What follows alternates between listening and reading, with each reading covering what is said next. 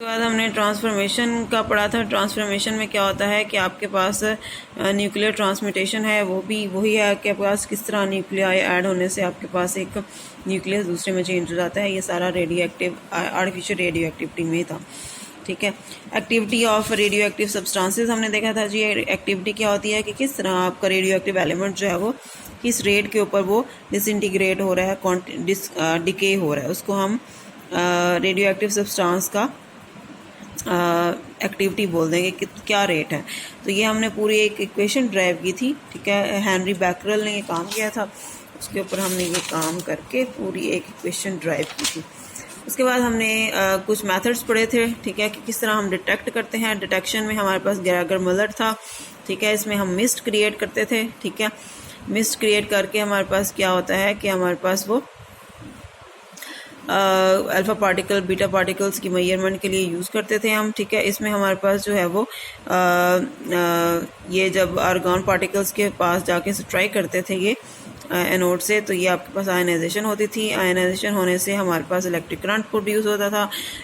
Electrons produce हो रहे हैं ना, इलेक्ट्रॉन प्रोड्यूस हो रहे हैं, जितने इलेक्ट्रॉन्स प्रोड्यूस हो रहे हैं उतने हमारे पास इलेक्ट्रिक करंट प्रोड्यूस हो रहा है। ठीक है, जितना इलेक्ट्रिक करंट हो रहा है दैट मीन्स कि उतनी आपके पास आयनाइजेशन हो रही है। ठीक है, सॉरी रेडियो एक्टिविटी हो रही है।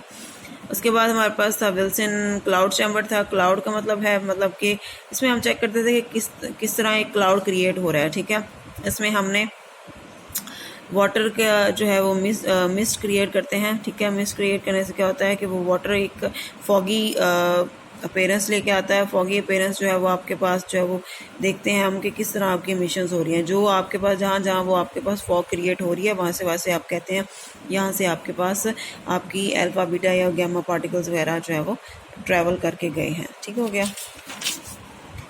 ये रेट ऑफ डिसइंटीग्रेशन हमने करा था सर्च। ठीक है, इसमें हम कहते थे कि हमारे पास रेडियो एक्टिव डिके कांस्टेंट क्या चीज़ सी रेशियो है थी आपके पास, ये amount of substance which disintegrate in a unit time to the amount of substance present. ठीक है, जितनी आपके पास टूट चुकी है, डिसइंटीग्रेट हो चुकी है वो, और जितनी प्रेजेंट थी वो। ठीक है, उससे हाफ लाइफ पीरियड पढ़ा था हमने। हाफ लाइफ पीरियड क्या होता है कि आपके पास 50% आपका एलिमेंट जो है वो डिके होके किसी दूसरे न्यूक्लियाई में चेंज हो जाए। ठीक है, एवरेज हाफ लाइफ हमने पढ़ा था टी डैश से। ठीक है, वो स्टैटिस्टिकल था। स्टैटिस्टिकल का मतलब है स्टैट्स के ज़रिए आपने चेक करना था कि कितनी टोटल ओवरऑल हाफ लाइफ आपके पास होके तो कितनी एवरेज बन रही है उनकी, मतलब कितने मिनट सेकंड या कितने घंटे साल हज़ारों साल कितने आपके पास वो लग रहे हैं उनको डिके होने में। न्यूक्लियर बाइंडिंग एनर्जी और मास डिफेक्ट पढ़ा था हमने जी। उसमें क्या करते हैं हमने कहा था कि हम न्यूक्लियस जो होता है वो आपके पास उसका जो मास होता है और जो इंडिविजुअल पार्टिकल्स का मास होता है वो आपस में इक्वल नहीं होता। इंडिविजुअल पार्टिकल कौन से थे? प्रोटॉन और न्यूट्रॉन्स। ठीक है, इसको हम कहते हैं कि ये जो बीच में डिफरेंस आता है इसको हम कहते हैं मास डिफेक्ट। ये वो डिफरेंस होता है या ये वो जो आपके पास अमाउंट होती है मास की जो कि हम एनर्जी में कन्वर्ट कर लेते हैं जब आपके पास न्यूट्रॉन और प्रोटॉन को हम बाइंड कर रहे होते हैं, उनको इकट्ठा एक न्यूक्लियस के अंदर लेके आ रहे होते हैं। ये हम कैलकुलेट कर सकते थे जी। कैलकुलेट करके हमने यहाँ पे निकाली थी ये डेल्टा ई निकाला था हमने, ये सारा आपके पास यहाँ पे करके। ठीक है ना, तो ये डिफरेंस कैलकुलेट भी करा था, फिर उसके बाद हमने ये निकाला था। सही है, उसके बाद हमारे पास सीरीज हमने छोड़ दी थी, ऐसा ज़रूरत नहीं थी। उसके बाद न्यूक्लियर फिशन फ्यूजन है।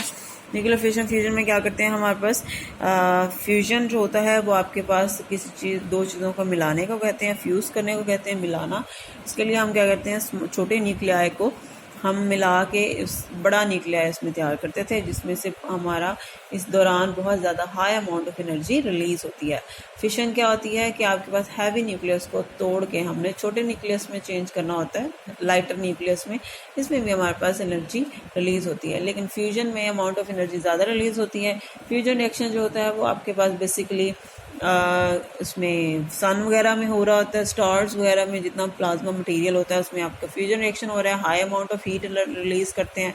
फिशन रिएक्शन जो है हम अपने न्यूक्लियर चैम्बर्स वगैरह में या जो न्यूक्लियर रिएक्टर्स हैं या जो न्यूक्लियर हाउसेज हैं जहाँ पे आप बिजली भी तैयार कर रहे हैं। ठीक है, पाकिस्तान तो पता नहीं कर रहा है कि नहीं कर रहा, वहाँ पे हमारे पास होता है।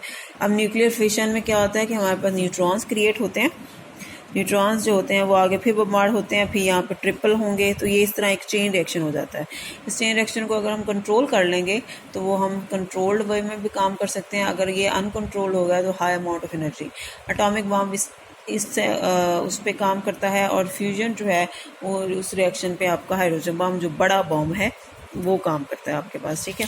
तो ये हो गया आपके पास। उसके बाद आपके यहाँ पे कुछ यूजेस भी होप्सो आपको आते हैं। इसमें हम बायोलॉजिकल यूजेस हैं, हम उसमें डिफरेंट डिजीज़ को ट्रेस कर सकते हैं। केमिस्ट्री में हमारे पास जो है रिएक्शन रेट को कर सकते हैं। फोटोसिंथेसिस में हम पता कर सकते हैं कि आया हमारी ऑक्सीजन जो है वो कौन से कंपाउंड से आ रही है, कार्बन डाइऑक्साइड से आ रही है कि हमारे पास वो वाटर से आ रही है, ठीक है, जो ये इधर आ रही है ऑक्सीजन, ठीक है, दो जगह पे ग्लूकोज उसमें, ठीक है, इसको ट्रेस कर सकते हैं। उसके अलावा हमने देखा था कि हम एग्रीकल्चर में यूज़ कर सकते हैं फोटोसिंथेसिस, फॉस्फोरस कैसे ले रहे हैं वो, ठीक है।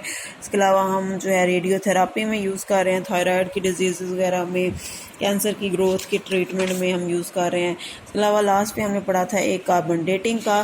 कार्बन डेटिंग हमारे पास क्या था, कार्बन डेटिंग में हम क्या करते हैं कि हमारे पास चेक करते हैं कि आया जो फॉसल फ्यूल्स हैं उसमें आपके पास कार्बन जो है वो कितनी पुरानी है, मतलब उस फॉसल्स के हम डेट पता कर सकते हैं कि कितना पुराना वो जानवर या दरख्त है, ठीक है, क्योंकि सारे जानवर पौधे इंसान जो हैं जानवर वगैरह सारे ऑर्गेनिक होते हैं, कार्बन उनमें लाजमी मौजूद होती है। तो रेडियो एक्टिव कार्बन C14 के ज़रिए जो इसका जो कि ये आपके पास इसका ठीक हो गया।